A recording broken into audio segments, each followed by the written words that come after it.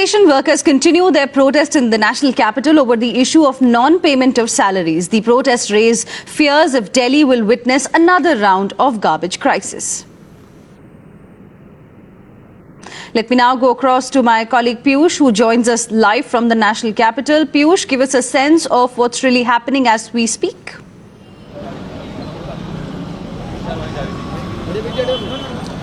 Well, exactly, this is not the first time sanitation workers are here on these streets demanding that the salaries and arrears should be paid to them as soon as possible. And today also they are on these streets demanding that the salaries and arrears to be paid them as soon as possible. Today they are protesting against the Delhi government and they are saying that Delhi government has not done anything. Let's also go across to the president of this union and find out what's the exact reason of today's protest. Sir, आज क्या धरना करने का क्या कारण है आज?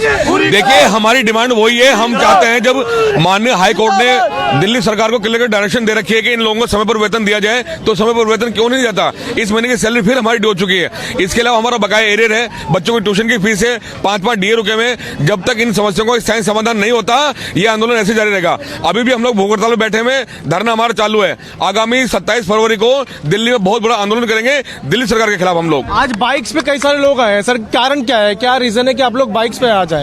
देखिए, हम अपनी तैयारी में लगे हुए। 7 तारीख को बहुत बड़ा आंदोलन करने वाले, इसमें हजारों लोग हिस्सा लेंगे। तो आज एक ट्रायल बेसिस पे हमने रखा है कि अपनी शक्ति का भी आकलन हम लोग करना चाहते हैं और दिल्ली सरकार के विरोध में जितने भी हमारे एमसीडी के वार्ड हैं, हमारे पूर्वी दिल्ली में 2 जोन है, इन दोनों जोन के हर वार्ड में भी हम लोग जाएंगे, अपने हैंडल्स के थ्रू, अपनी जो भी हमारी डिमांड्स है उनके थ्रू सबको अवगत कराएंगे, ताकि 7 फरवरी को कम से कम 50,000 लोग दिल्ली के मुख्यमंत्री घेराव करेंगे और तब तक हमारी जब मांगे पूरी नहीं होंगी तब तक यह आंदोलन ऐसे ही जारी रहेगा।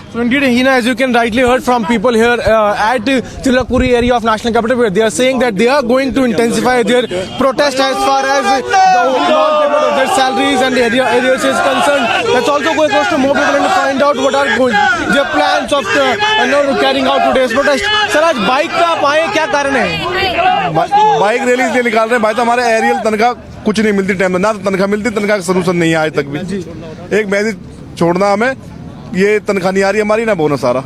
अच्छा, क्या मानते हैं आप गलती किसकी है? क्योंकि बहुत टाइम हो चुका है, ये दिल्ली सरकार काफी समय हो चुका है, चाहे दिल्ली सरकार की गलती है।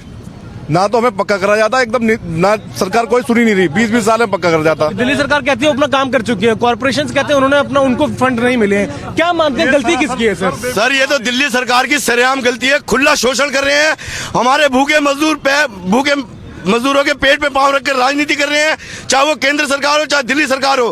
कर्मचारियों का खुला शोषण हो रहा है। हमारी जो मांग डिमांड है पिछले कई वर्षों से चली आ रही है, आज तक कोई सुनवाई नहीं हो रही है।